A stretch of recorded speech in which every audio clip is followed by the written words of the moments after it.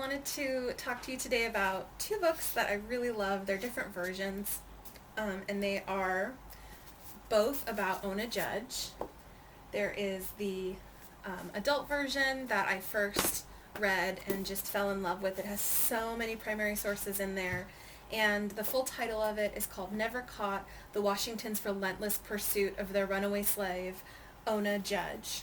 And just can't believe I had never heard of her before I went on my trip to Colonial Williamsburg. And as I was talking with some of the other professionals there, teachers, we were chatting, and they mentioned Ona Judge, and my little ears perked up, and I thought, ooh, who is that? And so I got this book, and I read it a while back, and I just loved it. And then when I found out that they had a younger children's version of this book, I was over the moon. And I'm currently reading this book to my 5th grade class. I had them vote between reading this book or reading Lori Halls Anderson's Chains, which I usually read to them every year about this time as we're starting to get into the American Revolution. And they were just so excited to hear about her because they had also never heard of Ona Judge. And I'm loving it. It's a little bit more heavy with details. It's going over timelines so that you really understand what it was like at that time period. But it is just absolutely fantastic, and it's really captured my students' interest. So I wanted to just share these with you, just so you could see the two different versions. And I just want to do a little, short read, just so that you can kind of get the taste of the young reader's version to see if it would be right for your class.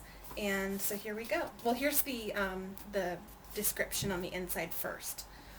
On Saturday, May 21st, 1796, Ona Judge, a 22-year-old slave of President George Washington and his wife Martha, escaped the president's Philadelphia mansion and never looked back. Born into a life of slavery, Ona Judge grew up in the shadows, both at the Washingtons' residence and in the first few decades of our new country. But times were changing. Although George Washington held incredibly conflicted views on the institution of slavery, more and more citizens and political figures were becoming vocal opponents of slavery in the United States. After moving north with the Washingtons and interacting with Philadelphia's large free black community, Ona observed what freedom could be like. Martha Washington's decision to give Ona to her granddaughter as a wedding gift propelled Ona into action. She knew she had little to leave, risking everything, including her life, if she wanted to live as a free person. In this young reader's edition of the National Book Award finalist Never Caught, authors Erica Armstrong Dunbar and Kathleen Van Cleve provide an intimate glimpse into the life of Ona Judge, from her childhood to her time with the Washingtons and living in the slave quarters to her ultimate escape in New Hampshire. Readers will learn more about this little-known but powerful figure in history and Ona's incredible journey to freedom. So that's the description for this one. And let me just read for you just some of the first part of it. And there's a map when you first open the book, so you can see the different colonies. And with my class, we're talking about how, as we read, we're going to come back to this page and trace Ona's route to escape in there. So I'm going to hop forward. We also have a really helpful timeline that really, it's really great. Okay, so introduction, the escape.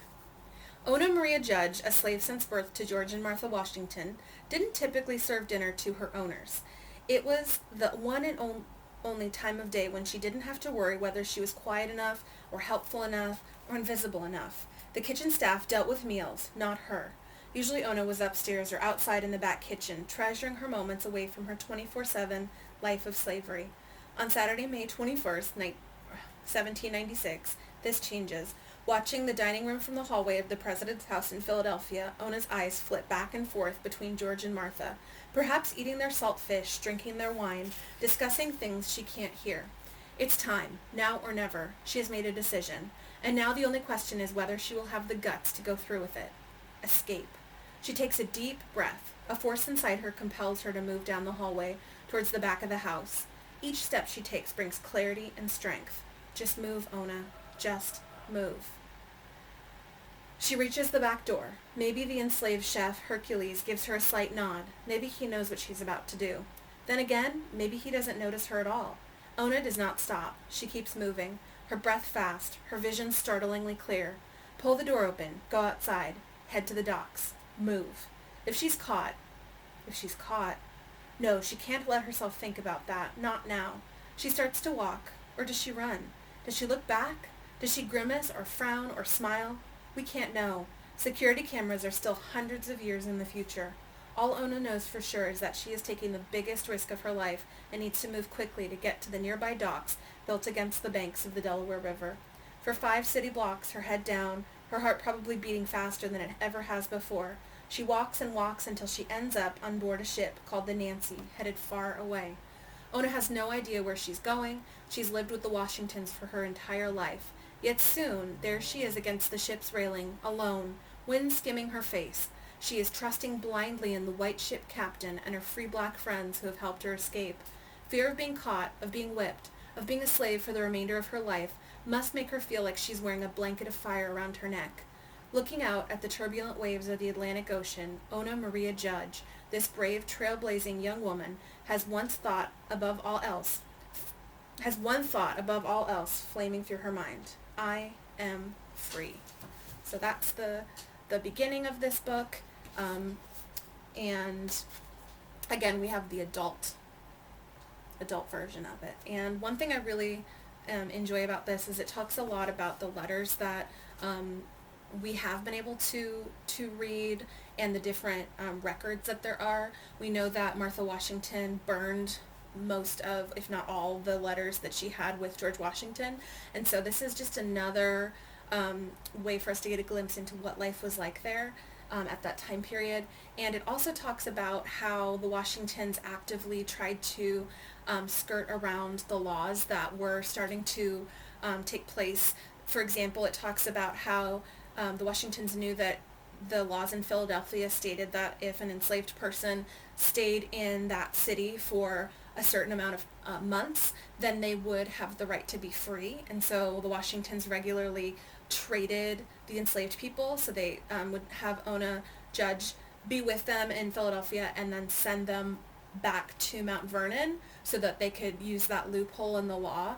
And in these books, it talks a lot about how they were terrified that their enslaved people would figure out this loophole in the law, and so that they actively took measures to try to make sure that they wouldn't find out about it. So just a really neat way to bring in a different perspective. And in my class for history in 5th grade, we often talk about whose voices are left out in history, and this is just a really powerful way to bring in the desire for freedom, the actions that people took, these freedom fighters trying to find their way out of this horrible institution of slavery, and how worried about it the people trying to keep those people in slavery, these oppressors, were. And it's pretty powerful to be able to learn about the story of Ona Judge. And I just love the title of this, where it's saying the Washingtons' relentless pursuit, because throughout these books you really do get a feeling for how they just didn't want to give up, and they really felt like it was their right to own another human being. And so just a powerful some voices to bring into your classroom, or just to learn a little bit more yourself. So I hope that you check these books out, whether it's the adult version or the young readers edition, and I hope you find the story of Ona Judge as inspiring as I do. All right, bye!